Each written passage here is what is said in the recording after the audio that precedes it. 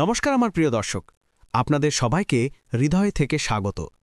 দর্শক, কলেজের কঠিন দিনগুলিতে ডিএম আরতি প্রায়শই না খেয়ে রাত কাটাতেন। পকেট খালি, পেটে আগুন। একদিন মন্দিরের পেছনে বসেছিলেন, তখন একজন পুরোহিত তাকে দেখলেন। কোনো প্রশ্ন করলেন না, কেবল পরের দুপুর থেকে প্রতিদিন একটি টিফিন পৌঁছাতে লাগল।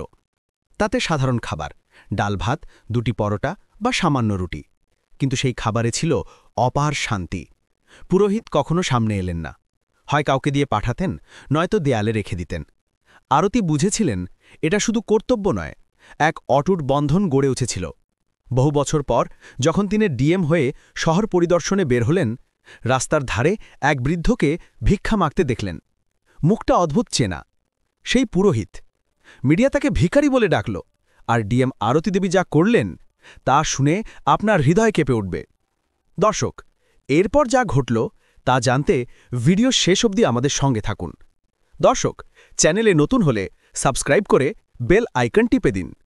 দর্শক, শহরের নাম ছিল অযোধ্যাপুর, যেখানে প্রতিটি গলি ইতিহাস আর সংস্কৃতির সুর বাজাত। প্রাচীন স্থাপত্য, পাথরের পথ আর প্রতিটি কোণ থেকে উঠে আসা প্রার্থনার স্পন্দন, সব মিলে যেন সময়ের জীবন্ত ছবি। কিন্তু সেই শহরেই একটি অংশ ছিল যা সেই ঔজ্জ্বল্য থেকে বিচ্ছিন্ন। সেটি ছিল দরিদ্র নগর মহল্লা। ভাঙা প্রাচীর আর ফাটল ধরা ছাদের মাঝে সেখানে জীবন যেন শ্বাস আটকে বেঁচে থাকত। এই মহল্লারই এক ছোট মন্দিরে থাকতেন পুরোহিত হরিশঙ্করজি। বয়স প্রায় 70-এর কাছাকাছি, ধুতি কুর্তা, সাদা দাড়ি এবং গভীর দৃষ্টি। হরিশঙ্করজি একসময় শহরের প্রখ্যাত সংস্কৃত শিক্ষক ছিলেন, কিন্তু এখন মন্দিরে শিশুদের ভাগাবাত পড়াতেন এবং যা পেতেন তা দিয়েই দিন চালাতেন। অন্যদিকে শহরের এক কোণে সরকারি মহিলা ছাত্রাবাসে একটি মেয়ে তার স্বপ্নের সঙ্গে যুদ্ধ করছিল। নাম ছিল আরতি। যে কোনো গ্রাম থেকে এসে সিভিল সার্ভিস পরীক্ষার জন্য তৈরি হচ্ছিলেন। তার বাবা ছিলেন চাষি, যার জমি খরায় শুকিয়ে গিয়েছিল এবং পরিবার ঋণের জালে আটকে গিয়েছিল। সে মাসে কেবল একবারই টাকা পেত, যা কখনো কখনো অর্ধেক পথেই ফুরিয়ে যেত। এমনই এক সন্ধ্যায়, যখন দুপুর থেকে পেটে কিছু পড়েনি, আরতি প্রায় অচেতন হওয়ার মতো অবস্থায় ছিলেন। তিনি মন্দিরের সামনে দিয়ে যাচ্ছিলেন। তখন পুরোহিত হরিশঙ্করজি তাকে দেখলেন। চেহারায় ক্লান্তি, চোখে শূন্যতা এবং চলনে টলমল ভাব। বেটি, তুমি কি ঠিক আছো? তিনি জিজ্ঞেস করলেন। আরতি প্রথমবারের মতো কোনো অপরিচিতের চোখে করুণা দেখলেন। না দৃষ্টিতে কোনো লালসা ছিল, না স্বরে কোনো শর্ত। খিদে পেয়েছে, তিনি দ্বিধাহীনভাবে বললেন। পুরোহিতজি কিছু না জিজ্ঞেস করেই তাকে মন্দিরের পেছনে নিয়ে গিয়ে একটি থালায় ডাল ভাত পরিবেশন করলেন। খাবার ছিল খুবই সাধারণ, কিন্তু তাতে যে শান্তি ছিল তা কোনো রেস্তোরাঁর খাবারেই মিলত না। জয় শ্রীরাম বলো আগে, পুরোহিতজি মুচকি হেসে বললেন। আরতির জন্য সেটি ছিল প্রথমবার যখন তিনি জয় শ্রীরাম বলে খাবার খেলেন। তার চোখের জল থালায় পড়ল এবং পুরোহিতজি শুধু প্রার্থনায় হাত তুললেন। হে প্রভু, এই বাচ্চিটিকে সাফল্য দাও। সেই রাতে আরতি ফিরে গেলেন, কিন্তু পরের দিন আবার এলেন, এবং তারপর থেকে প্রতিদিন। পুরোহিতজি কখনো তার কাছ থেকে কিছু জিজ্ঞেস করেননি, শুধু রোজ একটি থালা রেখে দিতেন এবং বলতেন, যতদিন তোমার পরীক্ষা শেষ না হচ্ছে এটা আমার দায়িত্ব।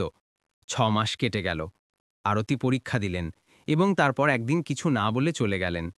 পুরোহিতজির জন্য সেটা ছিল একটি সাধারণ দিন, তবে তার মনে এক শূন্যতা রয়ে গেল। তিনি আলমারি থেকে একটি পাতা বের করলেন এবং তাতে লিখলেন, একটি মেয়ে এসেছিল, ক্ষুধার্ত ছিল। আমি যা করতে পারতাম তাই করলাম। যদি কখনো ফেরে তবে শুধু এতটুকু বলে দিও, পুরোহিত ক্ষুধার্ত ছিল, তবে প্রার্থনায় ধনী ছিল। সময় পেরোতে থাকল। দরিদ্র নগর মহল্লা আরও জীর্ণ হতে থাকল। পুরোহিতজির মন্দিরের ছাদ ফুটো হয়ে জল পড়ত, কিন্তু তার ভরসা ডগমগ হয়নি। 15 বছর পর শহরের পরিবেশে হঠাৎ আলোড়ন সৃষ্টি হল। নতুন ডিএমের নাম সবার মুখে মুখে, ডিএম আরতি শর্মা। তার নিরবিচ্ছিন্ন সততা এবং কঠোর সিদ্ধান্তের কারণে তিনি শিরোনামে ছিলেন। একদিন সরকারি সফরে যখন তিনি দরিদ্রনগর মহল্লায় পৌঁছালেন, তখন তার সামনে একজন বৃদ্ধ মাটিতে বসে ভিক্ষা চাইছিলেন। সেই সাদা দাড়ি, সেই ধুতি কুর্তা, কিন্তু এখন চোখে আলো কমে গিয়েছিল। আরতির নিঃশ্বাস আটকে গেল। পুরোহিতজি? তার গলা কেঁপে উঠল। বৃদ্ধ লোকটি মাথা তুলে অবাক হয়ে দেখলেন। সে সেই মেয়ে, কিন্তু এখন তার চোখে কোনো প্রশ্ন নেই, উত্তর ছিল। রাস্তার পাশে বসা সেই বৃদ্ধ তার শুকনো হাতে মানুষের দয়া খুঁজছিলেন, অথচ আকাশ থেকে পড়া রোদ তার বলিরেখায় আরও গভীরতা ভরে দিচ্ছিল।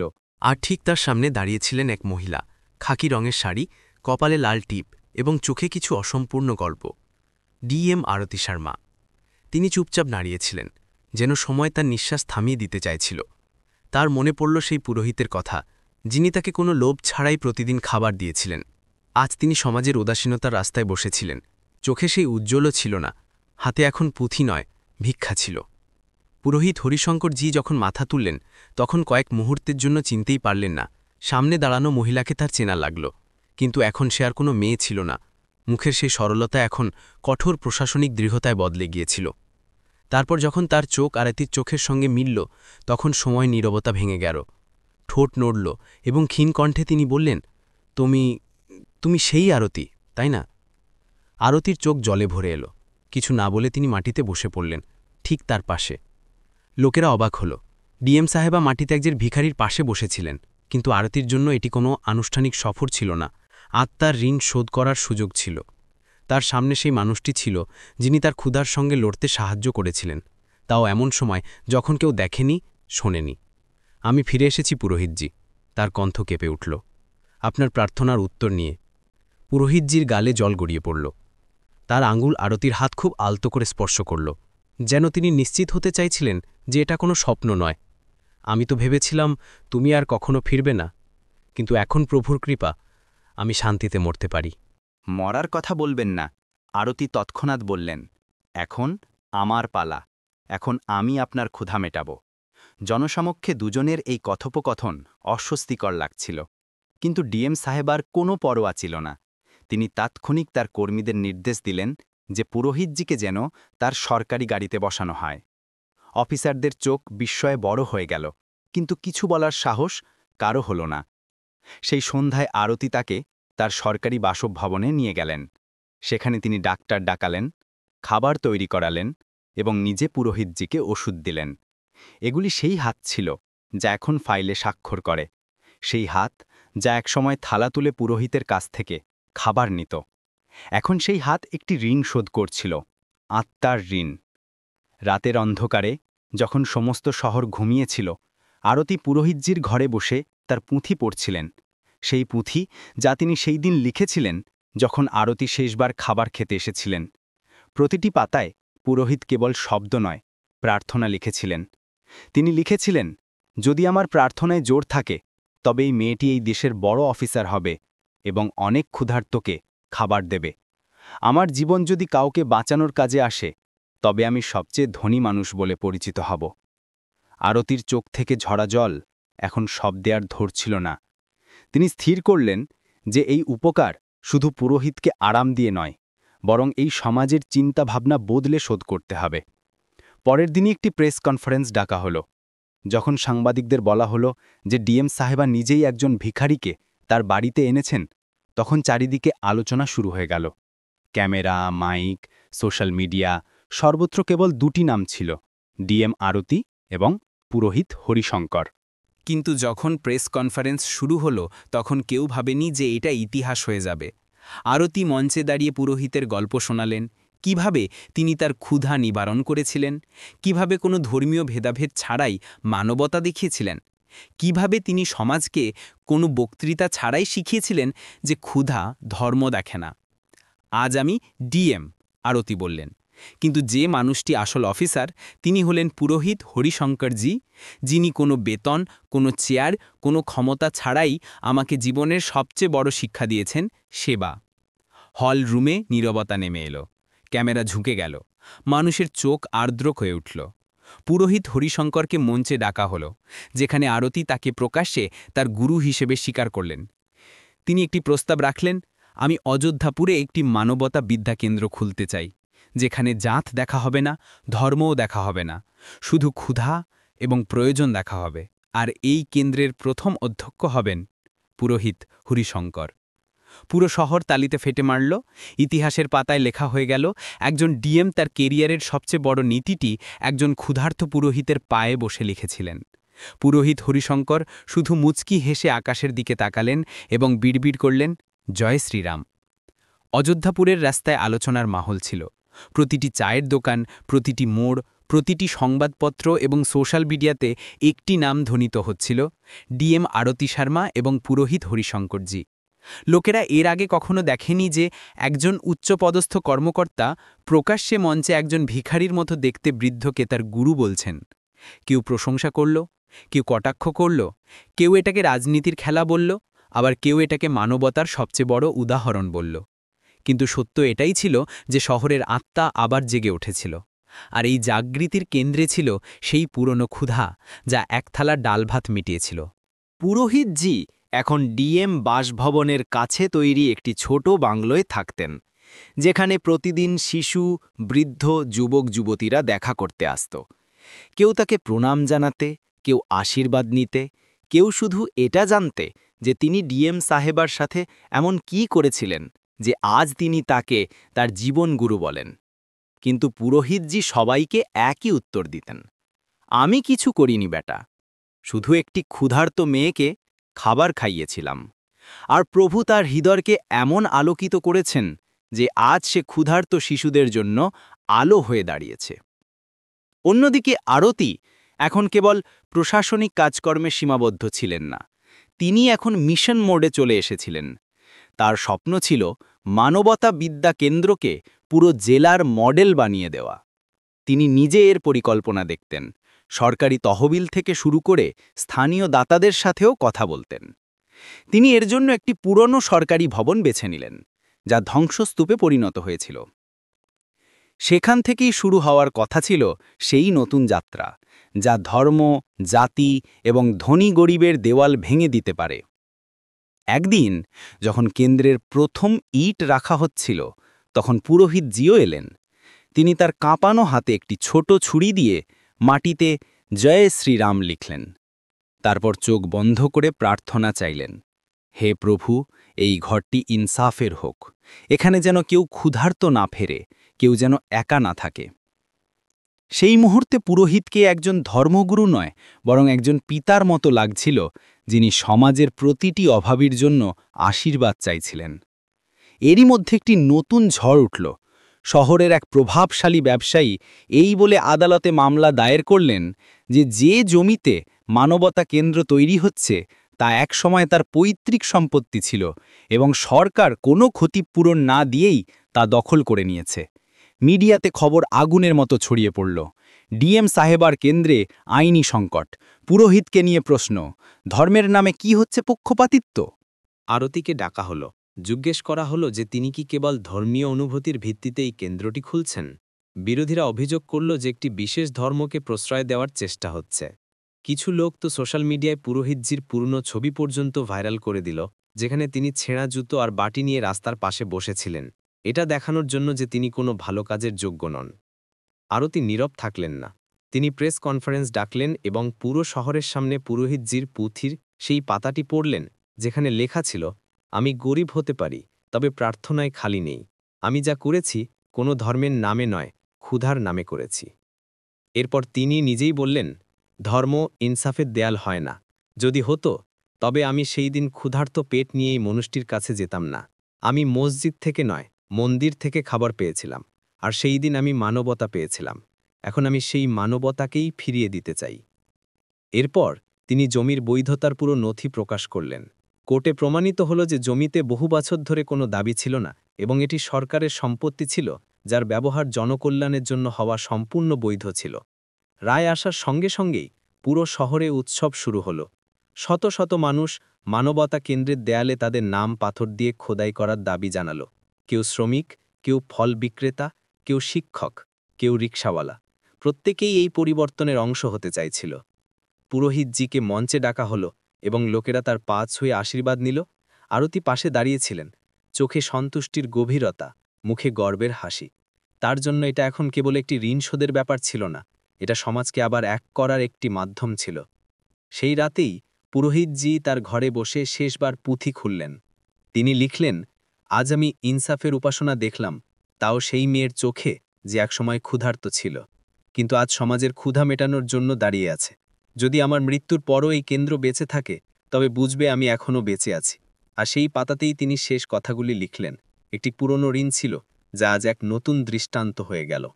মানবতা কেন্দ্র এখন কেবল একটি ইমারত ছিল না, তা একটি ধারণা হয়ে উঠেছিল, একটি আশা, একটি চেতনা। অযোধ্যাপুরের সর্বত্র এই কেন্দ্রের কথা হচ্ছিল। কেউ তার পুরনো বই দান করতে আসত, কেউ রুটি তৈরি করে নিয়ে আসত, আবার কেউ অভাবীদের এখানে আনার দায়িত্ব নিত। ধর্ম আর জাতের দেয়ার প্রতিদিন একটু একটু করে ভেঙে যাচ্ছিল। আর এই সব কিছুর মাঝে পুরোহিত হরিশঙ্করজি একটি প্রতীক হয়ে উঠছিলেন, সরলতা, সেবা এবং সত্যের প্রতীক। কিন্তু যখন সমাজে আলো উজ্জ্বল হয়, তখন অন্ধকারেরও অস্থিরতা হয়। সেই শহরে কিছু এমন মুখ ছিল, যাদের রাজনীতি গরিবদের কষ্ট আর সমাজের ফাটলের ওপর নির্ভরশীল ছিল। এই ঐক্য তাদের ভালো লাগছিল না। সবচেয়ে বেশি কষ্ট তাদের ছিল আরতিকে নিয়ে, যিনি এখন একজন অফিসারের চেয়ে বেশি জননায়ক হিসেবে দেখা যাচ্ছিলেন। তার জনপ্রিয়তা অনেক নেতার ঘুম কেড়ে নিয়েছিল। একজন প্রবীণ নেতা, যার শহরের উন্নয়নে কোনো অবদান ছিল না, কিন্তু নির্বাচনী মঞ্চে জাতীয় ধর্মের নামে বক্তৃতা দেওয়াই যার বৈশিষ্ট্য ছিল, সে আরতির ওপর হামলা করার সিদ্ধান্ত নিল। তার পরিকল্পনা ছিল আরতির ভাবমূর্তি নষ্ট করা, তাকে চরিত্রহীন প্রমাণ করা, যাতে মানুষ মানবতা কেন্দ্র থেকে দূরে সরে যায় এবং রাজনীতি আবার পুরনো পথে ফিরে আসে। মিডিয়াতে একটি খবর ছড়ানো হল, ডিএমের পুরোহিতের সাথে সন্দেহজনক সম্পর্ক। একটি ছবি ছাপানো হল, যেখানে আরতি পুরোহিতজির পা ছুঁয়ে আশীর্বাদ নিচ্ছিলেন। খবরে কটাক্ষ করা হল যে কিভাবে একজন প্রশাসনিক কর্মকর্তা তার সীমা ছাড়িয়ে একজন ধর্মগুরুকে প্রকাশ্য মঞ্চে পূজা করেন। মানুষের মনে সন্দেহের বীজ বপন করা হল। সোশ্যাল মিডিয়ায় নোংরা মন্তব্য আর মিথ্যে গল্প ছড়াতে থাকল। একটি ভিডিও ক্লিপ কেটে এমনভাবে উপস্থাপন করা হল, যেন আরতি পুরোহিতের সাথে একা রাতে কাটানোর পরিকল্পনা করছেন। যখন এই সব হচ্ছিল, আরতি একা তার কার্যালয়ে বসেছিলেন। কম্পিউটার স্ক্রিনে তিনি সেই সমস্ত মিথ্যা খবর দেখছিলেন। একবারের জন্য তার চোখ আর্দ্র হল, কিন্তু তিনি কান্না করলেন না। তিনি জানতেন যে সত্য সবসময় সহজ রাস্তা বেছে নেয় না, এবং যারা পরিবর্তন আনে তাদেরকেই সবার আগে বদনাম করা হয়। সেই সন্ধ্যায় পুরোহিতজিও এই খবরগুলি দেখলেন। তার বৃদ্ধ মুখ যেন পাথরের মতো হয়ে গেল। তিনি উঠলেন, ধীরে ধীরে হেঁটে মন্দিরের পুরনো চেয়ারে বসলেন এবং মাথা নিচু করলেন। কিছুক্ষণ পর তিনি একটি চিঠি লিখলেন। আমার কারণে যদি আরতির মতো আমার মেয়েকে অপমান সহ্য করতে হয়, তবে আমি এই শহর ছেড়ে চলে যাচ্ছি। আমার উপস্থিতি এখন বোঝা হয়ে গেছে। তবে যাবার আগে আমি শুধু এইটুকু বলছি, সেই মেয়েটি একজন ফেরেশতা। পরের দিন সকালে যখন আরতি এই চিঠিটি পেলেন, তখন তিনি কেঁপে উঠলেন। তিনি সাথে সাথে পুরো শহরে অনুসন্ধান করালেন, কিন্তু পুরোহিতজিকে পাওয়া গেল না। তার বাংলো খালি ছিল, কাপড় ছিল না, পুঁথিটিও উধাও ছিল। শহরে আলোড়ন সৃষ্টি হল। মানবতা কেন্দ্রে নীরবতা নেমে এলো। যে বাচ্চাদের পুরোহিত প্রতিদিন সকালে পুজোর পর গল্প শোনাতেন, তারা এখন খালি মাঠে বসে কান্না করছিল। ঠিক 2 দিন পর শহরের একটি স্টেশন থেকে খবর এলো, একজন বৃদ্ধ প্ল্যাটফর্মে অজ্ঞান অবস্থায় পড়ে আছেন, সাথে শুধু একটি পুঁথি আছে। আরতি ছুটে গেলেন এবং তাকে দেখে ভেঙে পড়লেন। তিনি ছিলেন পুরোহিত হরিশঙ্কর, যার নিঃশ্বাস খুবই দুর্বল হয়ে গিয়েছিল। তার শরীরে দুর্বলতা ছিল, কিন্তু যখন তিনি চোখ খুললেন এবং আরতিকে দেখলেন, তখন তার ঠোঁটে একটি হালকা হাসি ফুটল। আমি চলে যাই বেটি, কিন্তু তুমি থেমে যেও না। তোমার রাস্তা প্রভু বেছে নিয়েছেন, মানুষের কথা শুনো না। আরতি তার হাত ধরে বললেন, আপনি যদি না ফেরেন তবে মানবতা মরে যাবে। পুরোহিতকে হাসপাতালে নিয়ে যাওয়া হলো এবং তার অবস্থার ধীরে ধীরে উন্নতি হতে থাকল। এই সময়ে আরতি একটি শেষ সিদ্ধান্ত নিলেন। এখন চুপ থাকা পাপ হবে। তিনি আবার মিডিয়াকে ডাকলেন। এবার পুরো নথি, ভিডিও, চ্যাট প্রমাণ নিয়ে আরতি প্রকাশ্য মঞ্চে বললেন, আমি কোনো পুরোহিতের সাথে নয়, একজন মানুষের সাথে যুক্ত হয়েছি, যিনি আমার ক্ষুধা মিটিয়েছিলেন, আমার আত্মাকে বেঁচে থাকার কারণ দিয়েছিলেন। যদি সমাজের এতে সমস্যা থাকে তবে আমি মানবতায় গর্বিত। আমি ডিএম, কিন্তু তার আগে আমি একজন মানুষ। তিনি এরপর মিডিয়ার সামনে সেই মিথ্যে ভিডিও ক্লিপের আসল অকাটা সংস্করণ দেখালেন, যাতে স্পষ্ট দেখা যাচ্ছিল যে সেটা কেন্দ্রের উদ্বোধন নিয়ে আলোচনা ছিল। সমস্ত অভিযোগ ভেঙে পড়ল। যে চ্যানেলগুলি তার চরিত্রের উপর আঙুল তুলছিল তারা এখন ক্ষমা চাইছিল। বিরোধী নেতাদের রাজনীতির পর্দা ফাঁস হয়ে গিয়েছিল। শহরে আরও একবার পরিবর্তনের বাতাস বইতে শুরু করল, এবং এবার এই বাতাস শক্তিশালী ছিল, বিতর্ক দিয়ে নয়, বিশ্বাস দিয়ে ভরা। অযোধ্যাপুরের পরিবেশ এখন আর আগের মতো ছিল না। কোথাও ধ্বনি ছিল তো মানবতা কেন্দ্রের উদ্বোধনের, কোথাও আলোচনা ছিল তো ডিএম সাহেবার সাহসের, আর কোথাও আশা ছিল তো সেই সম্পর্কের যা ক্ষুধা আর দয়ার মধ্যে জন্ম নিয়েছিল। আরও একবার শহর তার আত্মাকে দেখল, তার বিবেককে অনুভব করল, এবং একজন পুরোহিতের সত্যের কাছে মাথা নত করে প্রণাম করল। মানবতা কেন্দ্র এখন পুরোপুরি তৈরি ছিল। সাদা রঙের দেয়ালে সংস্কৃত এবং হিন্দিতে একই কথা লেখা ছিল, না ধর্ম জিজ্ঞাসা করবে, না জাত, শুধু ক্ষুধা জিজ্ঞাসা করবে আর সম্মান ফিরিয়ে দেওয়া হবে। প্রতিদিন শত শত মানুষ সেখানে আসত, কেউ খাবারের জন্য, কেউ পড়াশোনার জন্য, কেউ শুধু সান্ত্বনার দুটো কথা শোনার জন্য। প্রতিদিন সেখানে পুরোহিত হরিশঙ্করজির উপস্থিতি একটি প্রার্থনার মতো লাগত। তিনি এখন কোনো সরকারের পেনশনভোগী ছিলেন না, তবে মানুষের মনের সম্পদ তারই কাছে ছিল। আরতি এখনও আগের মতোই কর্তব্যনিষ্ঠ ছিলেন, তবে তার চেহারায় আরও একটি পরিবর্তন এসেছিল। তিনি এখন কেবল অফিসার নন, বরং সমাজের চোখ হয়ে উঠেছিলেন। তিনি প্রতিটি কাজের কেন্দ্রে মানবতাকে রাখতেন। যেখানে আগে নোট আর মিটিং চলত, এখন সেখানে জীবনের প্রশ্ন তোলা হতো। কে ক্ষুধার্ত, কে গৃহহীন, কে পড়তে চায়, কে ইনসাফ পায়নি। ঠিক সেই সময় একদিন শহরের সবচেয়ে পুরনো আদালতে একটি বিশেষ মামলা শুরু হলো। মামলাটি ছিল সেই নেতার বিরুদ্ধে যিনি আরতির ওপর মিথ্যা অভিযোগ তুলেছিলেন এবং মানবতা কেন্দ্রকে বদমাশ করার চেষ্টা করেছিলেন। কোর্ট স্বতঃপ্রণোদিত হয়ে মামলা নিয়েছিল এবং কেসটি গুরুতর ধারার অধীনে চলছিল। জনতাকে উস্কানি দেওয়া, মিথ্যা খবর ছড়ানো এবং প্রশাসনিক কাজে বাধা দেওয়ার অভিযোগ ছিল। মামলা চলতে লাগল, কিন্তু নেতা তখনও বিশ্বাস করতেন যে রাজনীতি তাকে বাঁচিয়ে দেবে। আরতিকে কোর্টে সাক্ষ্য দেওয়ার জন্য ডাকা হলো। তিনি সাধারণ পোশাকে এলেন, মাথায় হালকা দোপাট্টা এবং হাতে সেই পুঁথি যা একসময় পুরোহিত তাকে দিয়েছিলেন। যখন বিচারপতি তাকে ডাকলেন, তখন তিনি শান্ত ও স্থির কণ্ঠে শুধু একটি কথা বললেন, সত্যকে মিথ্যা ভয় পায় না, তবে সত্যের জন্য সময় লাগে। আজ সময় আমার সাথে আছে, কারণ আমি কোনো ধর্ম, কোনো দল, কোনো এজেন্ডার জন্য নয়, মানবতার জন্য দাঁড়িয়ে আছি। মামলার শুনানি 2 সপ্তাহ চলল। প্রমাণ পেশ করা হলো, সাক্ষী ডাকা হলো, মিডিয়ার চোখে প্রতিদিনের রিপোর্ট এলো। অবশেষে কোর্ট রায় শোনাল। নেতাকে দোষী সাব্যস্ত করে তাকে 2 বছরের সাজা এবং সেই সাথে প্রকাশ্যে ক্ষমা চাওয়ার আদেশ দেওয়া হলো।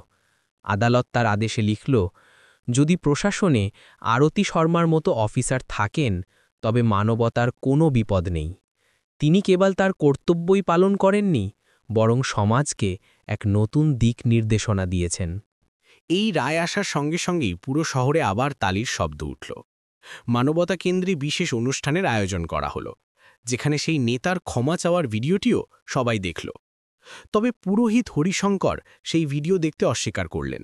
তিনি বললেন যে মিথ্যে বলেছিল সে আজ সত্যের কাছে মাথা নত করেছে, এটাই যথেষ্ট। আমি ইনসাফের জন্যে দাঁড়িয়েছিলাম, বদলা নেওয়ার জন্যে নয়। সেই সন্ধ্যায় একজন বৃদ্ধ মহিলা মানবতা কেন্দ্রে এলেন। তার চেহারায় ক্লান্তি ছিল এবং চলনে বেদনা। তিনি পুরোহিত হরিশঙ্করের পায়ে মাথা রাখলেন। পুরোহিত চুমকে গেলেন। সেই মহিলা তিনিই ছিলেন যিনি একদিন পুরোহিতকে ভিখারি বলে তাড়িয়ে দিয়েছিলেন এবং বলেছিলেন যে সরকারের কোলে বসে ধর্মের আড়ালে পয়সা খাচ্ছে। আজ তার চোখে লজ্জা এবং অনুশোচনা ছিল। তিনি বললেন, আমি খুব ভুল বলেছিলাম পুরোহিতজি, কিন্তু আজ আমি চাই আপনি আমার ছেলেকে এখানে পড়ান। সে অনাথ, আর আমার এখন বোঝা এসেছে যে ধর্মের চেয়েও বেশি জরুরি মানুষ হওয়া। পুরোহিত হাত জোড় করে বললেন, আমি না গুরু না পুরোহিত, শুধু একজন ক্ষুধার্ত মানুষ যিনি একদিন অন্য একজনের ক্ষুধা বুঝতে পেরেছিলেন। আমি প্রতিটি শিশুকে এটাই শেখাতে চাই যে ক্ষুধা দেখে মানুষের পরিচয় জানতে চেয়েও না, শুধু রুটি দাও। আরতি চুপচাপ এক কোণে দাঁড়িয়ে এইসব দেখছিলেন। তার চোখ আর্দ্র ছিল, তবে মুখ শান্ত। তার ভেতরে এক শান্তি নেমে আসছিল, যেন কোনো পুরনো বোঝা নেমে গেছে, যেন সময় এক লম্বা চক্র কেটে তাকে সেখানেই পৌঁছে দিয়েছে যেখান থেকে তার মানবতার যাত্রা শুরু হয়েছিল। সন্ধ্যায় যখন সূর্য ডুবছিল, পুরোহিত হরিশঙ্কর ছাদে দাঁড়িয়েছিলেন। দূর দিগন্তে রোদের শেষ রশ্মি কোনো প্রার্থনার মতো ছড়িয়ে পড়ছিল। তিনি আকাশের দিকে তাকালেন এবং ধীরে ধীরে বিড়বিড় করলেন, প্রভু, তুমি আমার সাথে ইনসাফ করেছ। আমি যে একটি ক্ষুধার্ত মেয়েকে রুটি দিয়েছিলাম, তুমি আজ আমার সম্মান ফিরিয়ে দিলে। এখন যদি তুমি ডেকে নাও, তবে আমার কোনো আক্ষেপ নেই। সেই রাতেই মানবতা কেন্দ্রের ছাদ থেকে একটি মোমবাতি জ্বলতে থাকল। বাতাসে কাঁপছিল, তবু নিভল না। রাত গভীর হচ্ছিল। মানবতা কেন্দ্রের আলো নিভে গিয়েছিল, কিন্তু একটি ঘর এখনও আলোকিত ছিল।